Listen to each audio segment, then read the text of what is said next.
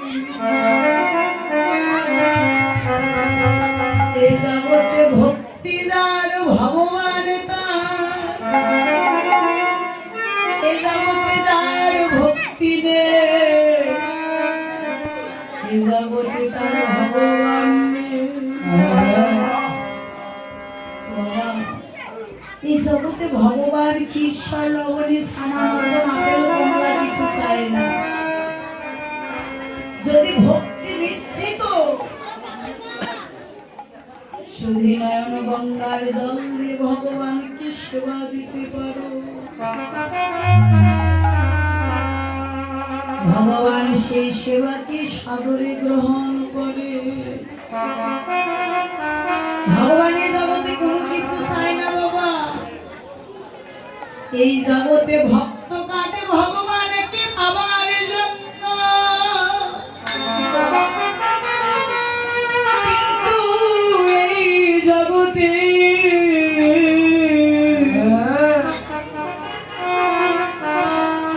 আমার ভগবান কাঁদে ভক্তকে পাবার লাগে।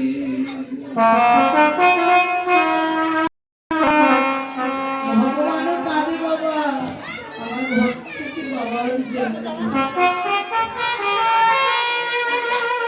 ভগবান বললেন ভক্তরে আমি তোমাদের কাছে কিছু চাই না,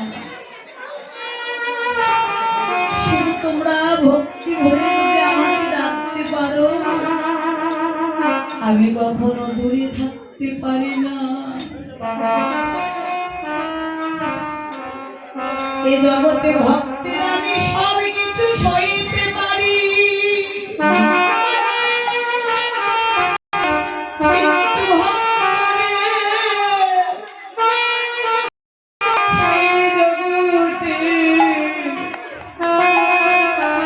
ভক্তের আমি দুটি জিনিস কখনো সইতে পারি না। ভক্তের অহংকার আর এক হলো ভক্তির দুটি নয়নের জল। যদি নয়ন জলে কোনো ভক্ত আমায় ডাকতে পারে আমি কি সেই ভক্তির ডাকে সারা না দিয়ে থাকতে পারি? ভগবান সব সইতে পারে বাবা, কিন্তু অহংকার আর ভক্তের নয়নের জল ভগবান কখনো সইতে পারে না। ভগবান অহংকারের জিনিসকে কখনো গ্রহণ করে না। ভক্তি ভরে যারা ভগবানকে সেবা দেয় ভগবান সেই সেবাকে গ্রহণ করে। শাস্ত্রে বললেন বিনা প্রেম সে নাহি মিলে নন্দ। প্রেম ছাড়া কিন্তু কখনো ভগবানকে পাওয়া যায় না। প্রেম ভক্তি না থাকলে কখনো ভগবানকে লাভ করা যায় না।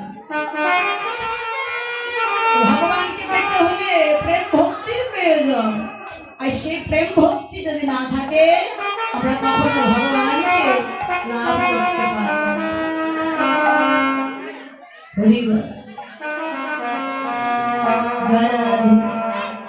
এবার কি করলে বললে গোপাল তোকে আমি বেশি করে লবণে দেব, তবে তোকে একটি কাজ করতে হবে। বললেন মা একটু লবণে দিবে, তার জন্য আবার কি করতে হবে? বললেন গোপাল রে তুই তো প্রতিদিন নিত্যদিন এই বৃন্দাবনে প্রতিটি ভক্তের ঘরে ঘরে নৃত্য করিস, কিন্তু আজকে তুই আমার এই আঙ্গিনার মাঝে নৃত্য করবি। আমি দুটি নয়ন ভরে তোর নৃত্যকে দর্শন করব, পারবি তো গোপাল? বললেন মা তুমি যখন বলেছ তাহলে আমি কি আর না বলতে পারি বলো? তো বললেন মা নৃত্য করতে পারি একটি শর্তে, যদি তুমি হাতে করতালি দিয়ে গান গাইতে পারো এই করতালির তালে তালে আমি নৃত্য করব। বললেন ঠিক আছে গোপাল তাই হবে। তোমার হাতে করতালি দিয়ে বদনে গান গাইছে আর তার তালে তালে গোপাল নৃত্য করছে। চলুন সবাই মিলে বলি ও আমার নাচিরে জাদু মনি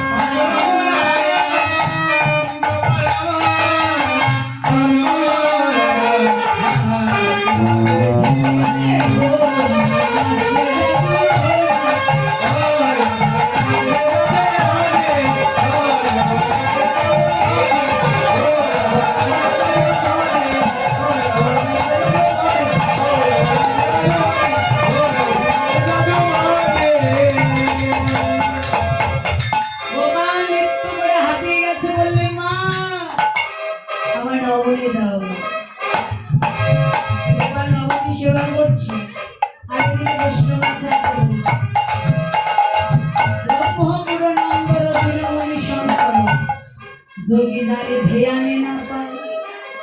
দেখুন কত যোগী ঋষি মণি গন্ধর্ব কিন্নর যুগ যুগ সাধনা করে কিন্তু আমার ভগবানকে লাভ করতে পারেনি, তাই না? আর সে ভগবানকে লাভ করেছে আমার যশোমতী নন্দরানী। কত সহজে কি লাভ করেছে ভগবান। এই ভগবানকে লাভ করতে হলে অনেক কষ্ট করতে হয়। তো যশোমতীর এমনই ভাগ্য, আমার গোপালকে তিনি নিজে হাত ধরে নৃত্য করাচ্ছে।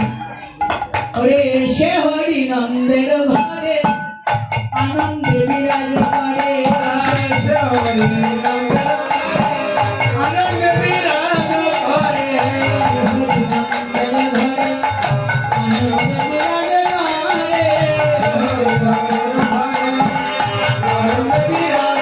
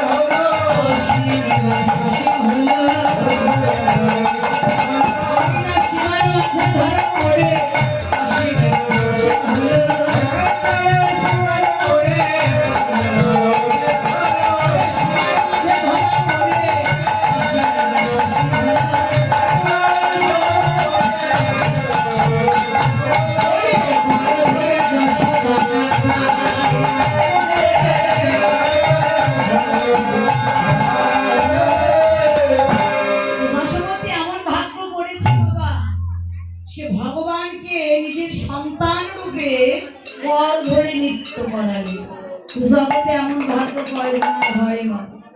ভাগ্যবান ভাগ্যবতী সারা জগতে সবার হয় না।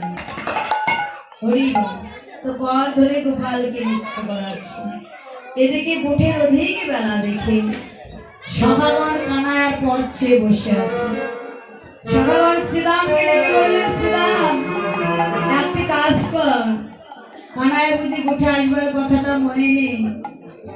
একবার তুই তাড়াতাড়ি গিয়ে দেখ কানায়া কি করছে।